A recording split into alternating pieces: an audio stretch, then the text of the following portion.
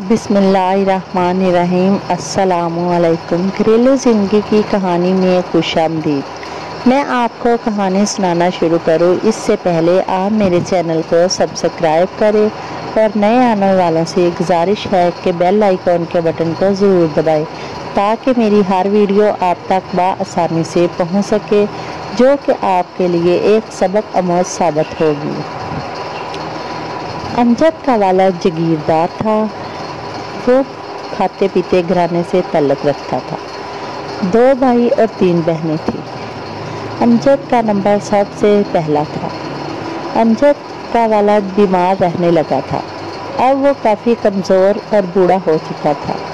हालांकि उसकी इतनी उम्र भी ना थी, क्योंकि अमजद सबसे बड़ा था और उसने अभी मैट्रिक ही किया था। वालिदा ने कहा कि बेटा, तुम्हारा वालिद बीमार रहता है, तुम अपने खेतों की तरफ बिल्कुल भी तवज्जो नहीं करते। बेहतर होगा कि तुम पढ़ाई छोड़कर अब खेतों की तरफ तवज्जो करो ताकि अपने वालिद का हाथ बढ़ा सको। खेतों में वैसे तो मिजारे काम करते थे, गुलाम थे, लेकिन फिर भी उनकी देखभाल के लिए एक जिम्मेदार इंसान होना चाहिए। पहले तो ये जिम्मेदारी तुम्हारा वालिद निभा रहा था, लेकिन अब तुम्हारा वालिद बीमार हो चुका है। बेहतर है कि ये जिम्मेदारी तुम संभाल लो। ये बात अमजद की समझ में आ गई। अमजद ने पढ़ाई को खैर आबाद कहा और अपनी ज़मीनें संभाल ली। अब वो अपनी ज़मीनों की खूब जिम्मेदारी निभा रहा था, लेकिन उसे इनका ज़्यादा इल्म ना था। बाप उसे तरीका बताता और वो वहाँ जाता, अपने खेतों में जाकर मज़ारों से काम करवाता। वक़्त के साथ साथ अमजद काफ़ी जिम्मेदारी संभाल चुका था। चाचा जान को ये बात गवारा ना थी। वो सोच रहा था कि भाई साहब का इंतकाल हो जाएगा, भतीजे ना समझ है, सारी जायदाद मैं अकेला ही समेट लूँगा। लेकिन ये बात गलत साबित हो रही थी। अमजद अपनी जिम्मेदारी संभालना शुरू कर चुका था। चाचा जान एक दिन अपने भाईजान को दवाई लेने के लिए हॉस्पिटल में ले गई। वहाँ जाकर जहर का टीका लगवा दिया ताकि उसका भाई फौत हो जाए, और उसका ये प्लान कामयाब हो गया। उनका बड़ा भाई इंतकाल कर गया। अब अमजद अपने चाचा जान के रहमो करम पर रहने लगा, क्योंकि ज़्यादा तो अभी वो नहीं जानता था, इसलिए वो चाचा जान के सहारे लेने लगा। चाचा जान मुँह पर तो उससे बहुत दिल मोहब्बत और प्यार जताता, जबकि दिल में वो खोट रखे हुए था। वो समझता था कि मेरा चाचा मुझसे बहुत ज़्यादा प्यार करता है, लेकिन उसे नहीं मालूम था कि चाचा जान तो दिल में खोट रखे हुए मेरे ही घर में आग लगा रहा है। वो अपने भतीजे के खिलाफ कोई ना कोई साजिश कर देता। अब कुछ अमजद को शक भी होने लग गया। एक दिन एक ख़ास मिजारे ने आकर बताया कि चौधरी जी, मैं आपसे एक बात शेयर करना चाहता हूँ, लेकिन प्लीज़ इस बात का जिक्र किसी से मत करना और मेरा नाम भी मत लेना। उसने चौधरी को सारी बात बता दी कि आपके शोहर का जहर का टीका लगवाने वाला कोई दूसरा शख्स नहीं, आपका सका देवर था। ये बात मुझे मालूम है, क्योंकि उस दिन मैं भी हॉस्पिटल में अपनी बच्ची को लेकर गया हुआ था। लेकिन प्लीज़ आप किसी को मत बताना। और आगे की प्लान ये है कि अमजद साहब को भी उन्होंने कत्ल करवा देना है ताकि सारी ज़मीन और प्रॉपर्टी खुद ही समेट ले। वो चाहता है कि सारी ज़मीन का मैं अकेला मालिक हो। जब ये बात अमजद की वालिदा को पता चली तो अमजद की वालिदा के रोकड़े खड़े हो गए। उसने अपने बेटे से कहा कि हम ये ज़मीन छोड़कर चले जाते हैं। अमजद मान ना रहा था, लेकिन उसने मिन्नत समाजत की कि बेटा, अगर खुदा न खास्ता तुम्हें कुछ हो गया तो हम लावारिस हो जाएंगे। वारिस तुम्हारा भाई बहुत छोटा है। उसका भाई वारिस अभी कमसन था। उस माँ ने जब ये बातें समझाई तो भाई अमजद की समझ में आ गई।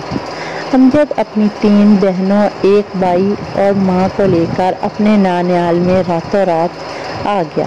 کوئی بھی ساز و سامان نہ لیا، صرف چند نقد روپے اور زیور اٹھا کر لے آئے تاکہ کوئی بھی انہیں دیکھ کر شک و شبہت نہ کر سکے۔ وہ ایک غریب لوگوں کی طرح اس رات کے اس پہر گاؤں سے نکلے تھے۔ جب وہ اپنے نانیال میں آئے تو نانیال کے پاس رہنے لگے۔ چچا جان تو یہی چاہتے تھے کہ یہ گاؤں چھوڑ کر چلے جائیں اور ساری زمین میری ہو جائے۔ اب یہ بات آگ کی طرح پورے شہر میں پھیل چکی تھی کہ اس ذمہ دار کو اس کے چھوٹے بھائی نے ہی قتل کیا ہے، لیکن پولیس کو یہ بات کہنے سے لوگ ڈرتے تھے کیونکہ وہ بہت ہی ظالم تھا، کہیں کسی کی جان نہ لے لے، اس لیے کوئی بھی سامنے نہ آتا۔ لیکن یہ بات تو پورے شہر میں پھیل چکی تھی۔ اب امجد اپنے نانیال پر آ کر مزدوری کرنے لگا کیونکہ اس کے پاس کوئی ہنر نہ تھا، تو وہ 4 دن کافی جگہ پر ڈھونڈتا رہا۔ نوکری ڈھونڈنے پر تو کوئی نہ ملی، مزدوری کرنے لگا۔ مزدوری بہت مشکل تھی، امجد کے لیے یہ بہت ہی زیادہ مشکل ثابت ہوئی کیونکہ امجد تو زیادہ کام کا عادی نہ تھا، لیکن پھر بھی یہ سب اسے کرنی پڑی کیونکہ گھر والوں کا پیٹ پالنا تھا۔ بڑی بہن نے کپڑے سلائی کرنا سیکھ لیے، وہ کپڑے سلائی کرتی اور امجد مزدوری کرتا، دونوں بھائی بہن مل کر گھر والوں کا پیٹ پال رہے تھے۔ وقت گزرتا گیا، 1 سال گزر چکا تھا۔ بڑی خالہ نے امجد کو اپنی بیٹی سائمہ کا رشتہ دے دیا۔ سائمہ بہت زیادہ خوبصورت تھی، امجد ویسے اتنا خوبصورت نہ تھا، جبکہ اس کے باقی بھائی بہن اور والدہ بہت زیادہ خوبصورت تھی۔ امجد کی خالہ نے امجد کو اپنی بیٹی کا رشتہ دے دیا اور باخوشی دیا۔ وہ چاہتی تھی کہ میرے بھانجے کا گھر بس جائے، لیکن ابھی اس کام میں کچھ دیر تھی، یہ اللہ جانتا تھا، کوئی اور نہیں۔ ایک دن امجد مزدوری کر کے واپس آ رہا تھا، راستے میں کسی لڑکے سے جھگڑا ہو گیا۔ امجد اسے تھپڑ مارنے لگا تو اس نے ہاتھ پکڑا اور کہا کہ اس شخص کو تو تم مار نہیں سکے جس نے تمہارے والد کا قتل کیا، مجھے تو بہت تلے ہوئے ہو مارنے پر، اتنی ہمت ہے تو ان سے جا کر مارو، ان سے تو تم منہ چھپا کر اس شہر میں آ کر بیٹھ گئے، شہر تک بدل لیا۔ امجد کو بہت زیادہ غصہ بھی آیا اور وہ دماغ میں اس خیال کو لیے سوچ رہا تھا، اب وہ ہر وقت یہی بات سوچتا رہتا کہ میرے والد کا قتل ہوا اور میں اس کا بدلہ نہ لے سکا۔ امجد اب چپ سا رہنے لگا۔ والدہ کے پوچھنے پر بتایا کہ ماں میں تھک جاتا ہوں اس لیے خاموش ہوں، طبیعت ٹھیک نہیں ہے۔ والدہ بھی بہت زیادہ پریشان تھی اور سوچتی کہ یہ سچ کہہ رہا ہے، کیوں نہ کہ اسے کام کی عادت نہ ہے۔ ایک دن صبح سے لے کر عشاء کا وقت ہو گیا، امجد گھر میں نہ آیا۔ شام کو پولیس آئی، پولیس نے بتایا کہ آپ کا بیٹا تھانے میں ہے، اس نے ایک کالے جرم کیا ہے، اس نے ایک نوجوان بچہ آگ لگا کر جلا دیا ہے، اس کی عمر تقریباً 17-18 سال ہے، اس وقت وہ FA میں تھا، وہ کوئی دوسرا لڑکا نہیں، اپنے سکے چاچا کے بیٹے کو اس نے قتل کیا ہے۔ یہ بات جب ماں کو پتہ چلی تو ماں تو پاگلوں کی طرح ہو گئی کہ بیٹا تم نے کیا کیا، تمہارا باپ کے ساتھ جو ہونی تھی وہ تو اللہ کی قدرت سے ہو گئی، تم نے اپنی زندگی کیوں برباد کر دی۔ اب امجد جیل میں رہنے لگا۔ کبھی کبھی والدہ ملاقات کے لیے جاتی لیکن بہنیں نہ جاتی کیونکہ بہنیں نوجوان تھی، ایک بہن چھوٹی تھی لیکن پھر بھی وہ بھی کبھی نہ گئی۔ نانیال والے جاتے، ملاقات کر کے آتے، پیسہ بھی کافی لگا دیا کیونکہ امجد کی والدہ اسے کسی بھی حال میں چھڑوانا چاہتی تھی۔ ایک دن امجد کی بیل ہو گئی، امجد کو نوجوانی کا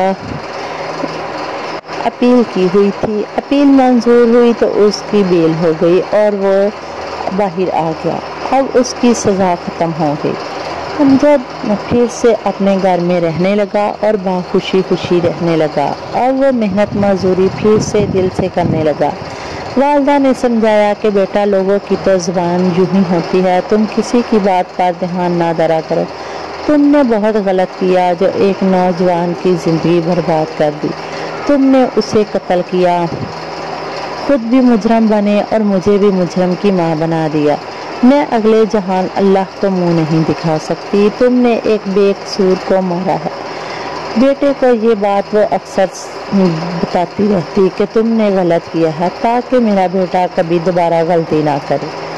خالہ نے فوراً ہی تاریخ مقرر کر کے اپنی بیٹی کو بیاہ کر اپنی بہن کے گھر بھیج دیا اور امجد اب شادی شدہ ہو گیا۔ امجد اور امجد کی بیوی ایک دوسرے سے بہت زیادہ پیار کرتے۔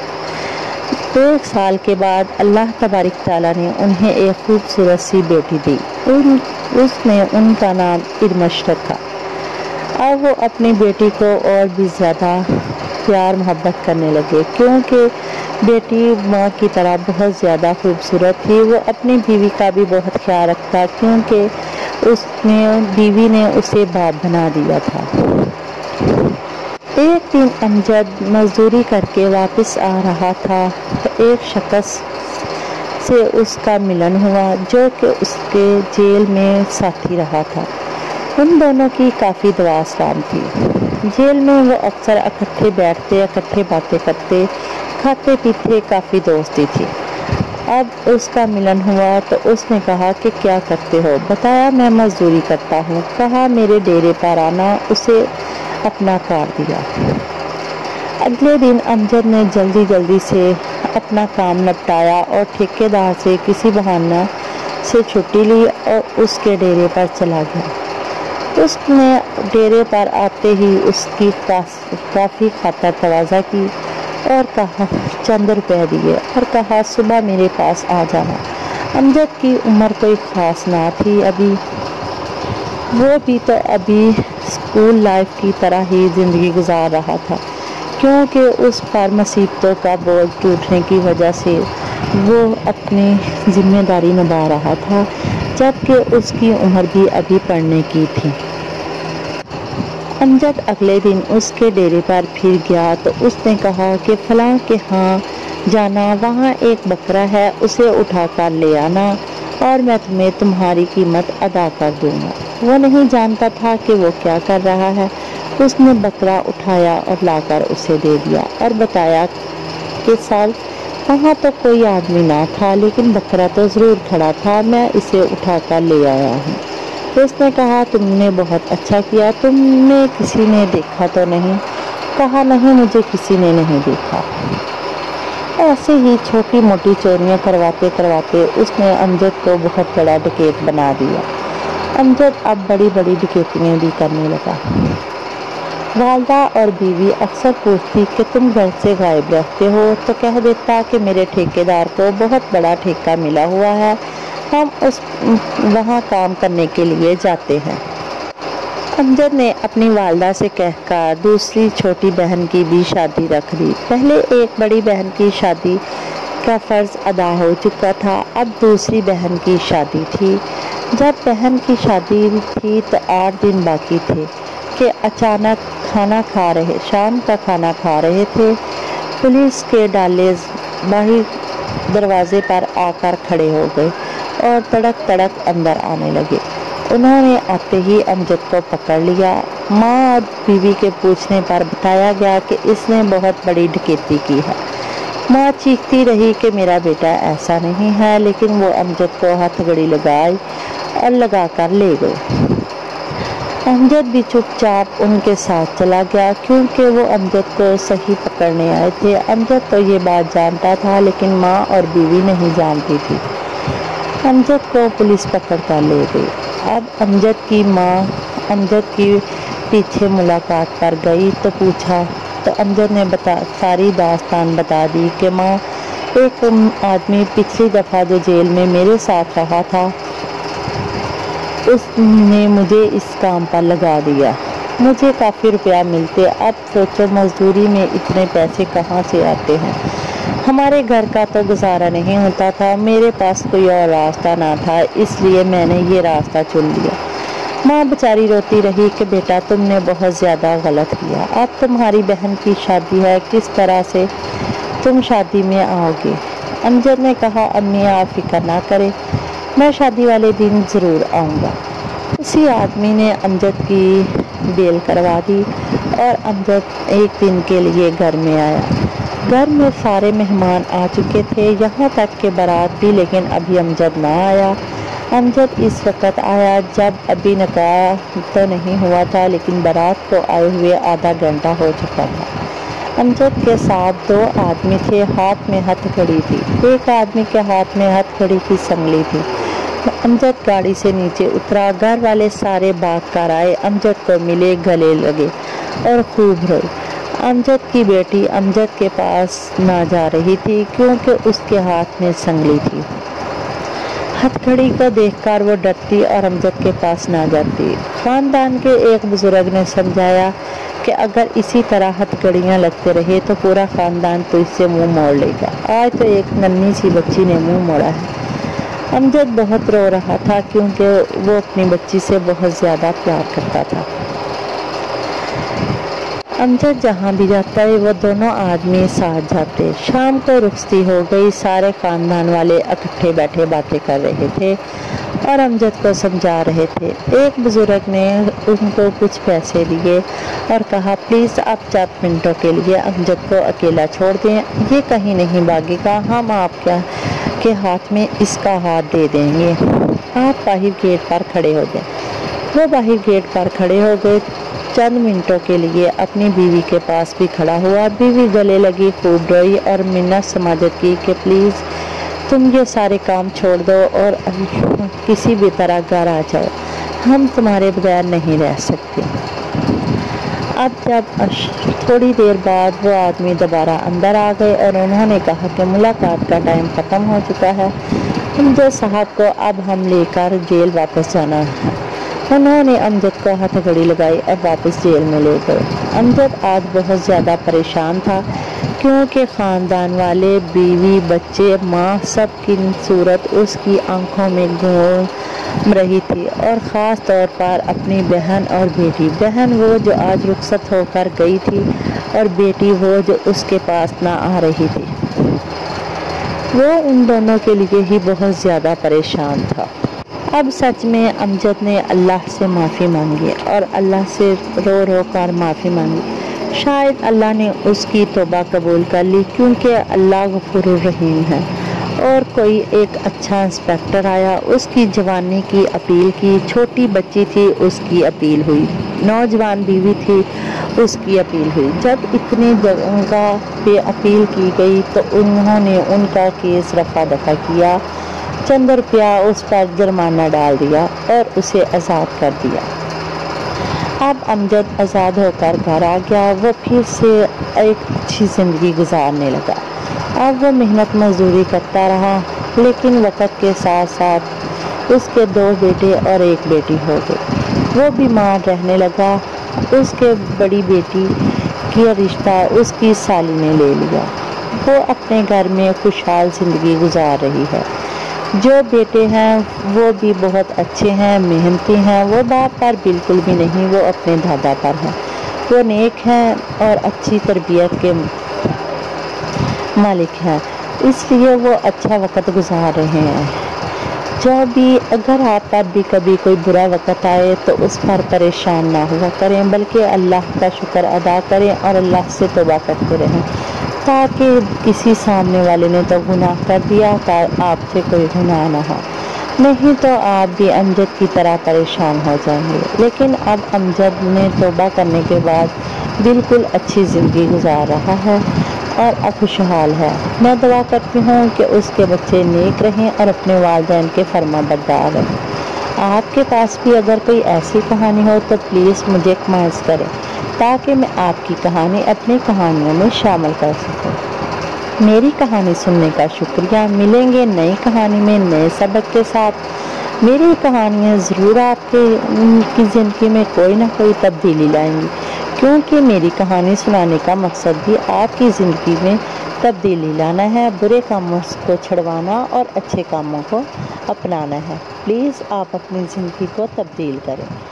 ملیں گے نئی کہانی میں نئے سبق کے ساتھ۔ اللہ حافظ۔